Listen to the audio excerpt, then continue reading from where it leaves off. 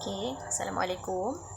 Hari ini kita akan tengok bab 11, penduduk di Asia Tenggara. Okey, sebelum ni kita dah tengok taburan penduduk di Malaysia, ada 3 kan? Padat, sederhana dan jarang. Okey, taburan penduduk di Asia Tenggara pun sama juga, ada 3, padat, sederhana dan jarang. Contoh kawasan di Asia Tenggara yang padat adalah Pulau Jawa dekat Indonesia. Lepas tu Bangkok, Thailand. Kalau yang sederhana dekat pantai barat Sumatera, Indonesia. Selain tu ada juga Sungai Mekong dekat Vietnam, penduduk sederhana. Lepas tu yang jarang ni biasalah kawasan pegunungan dan banjaran. Contohnya Sumatera Timur dekat Indonesia. Lepas tu Banjaran Annam dekat Vietnam. Okey, macam Malaysia, fungsi-fungsi pertempatan bandar dekat Asia Tenggara pun sama je macam Malaysia. Contohnya nombor 1 kita ada ibu negara dan pusat pentadbiran. Contohnya Jakarta, Indonesia ataupun Manila dekat Filipina. Lepas tu sebagai pusat perdagangan lah, dia ada banyak shopping mall, shopping kompleks. Kalau dekat Singapura tu kita tahu ada Orchard Road kan, tempat shopping. Sebagai pusat pelancongan pun ia juga, kalau kita nak pergi melancong kan, Jakarta, Bandung, ada banyaklah pusat-pusat pelancongan dekat Asia Tenggara.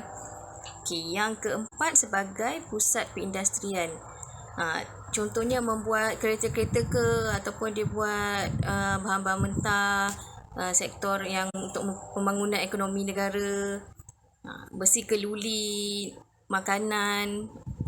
Yang kelima kita ada pusat perhubungan dan pengangkutan. Yang kelima tadi tak habis lagi, pusat perhubungan dan pengangkutan. Macam lapangan terbang kan, ada internet. Bandar utama di Asia Tenggara juga mempunyai rangkaian internet dan telekomunikasi yang lengkap. Contoh apa lapangan terbang airport dekat Indonesia, lapangan terbang antarabangsa Soekarno-Hatta, dekat Jakarta tu. Okey, seterusnya kita akan tengok 5 bandar utama di Asia Tenggara. Okey, nombor 1, bandar utama di Asia Tenggara adalah Bandar Jakarta di Indonesia.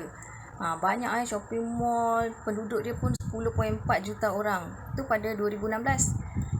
Okey. Yang kedua adalah Bandar Bangkok dekat Thailand. Jumlah penduduk dia 9.44 juta orang. Tu tahun 2016 Banyaklah dia punya terkenal dengan jolokan Venice Timur. Ada macam-macam ada dekat sana Bangkok, Thailand. Okey, yang ketiga. Yang ketiga adalah Singapura. Jiran kita, penduduk dia 5.7 juta. Antara pelabuhan terpenting di dunia. Dipisahkan oleh Selat Tebrau. Ingat Johor, Malaysia dengan Singapura dipisahkan oleh Selat Tebrau. Ada ke tengah-tengah tu kan, kat Johor. Okey, yang keempat kita ada Manila dekat Filipina. Penduduk dia lebih ramai daripada Jakarta, iaitu 13.1 juta orang. Pusat kegiatan ekonomi dia adalah pusat kegiatan ekonomi dekat Filipina lah, Manila ni. Okey, yang kelima, apa dia? Okey, kita patut bangga Yang kelima ni adalah Kuala Lumpur dekat Malaysia. Okey, jumlah penduduk adalah 1.76. Tu pada 2016 lah. Dekat KL je dah ada 1.76 juta penduduk kan. Okey. Ibu negara Malaysia lah macam kita tahu kan, Kuala Lumpur.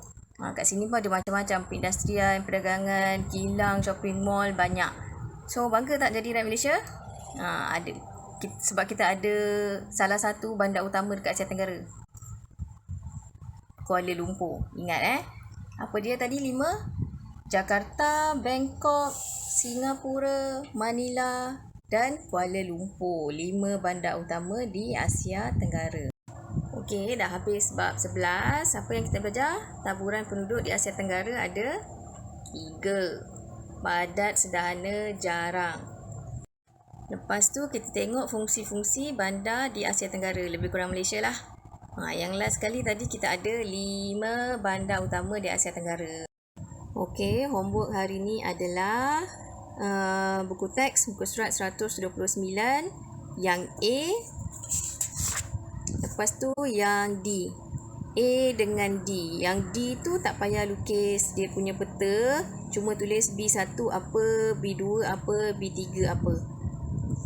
Okey, saya ulang. Homework muka surat 129 yang A dengan muka surat 130 yang D. Tak payah lukis peta. Tulis B1, B2, B3 sampai B11 tu apa.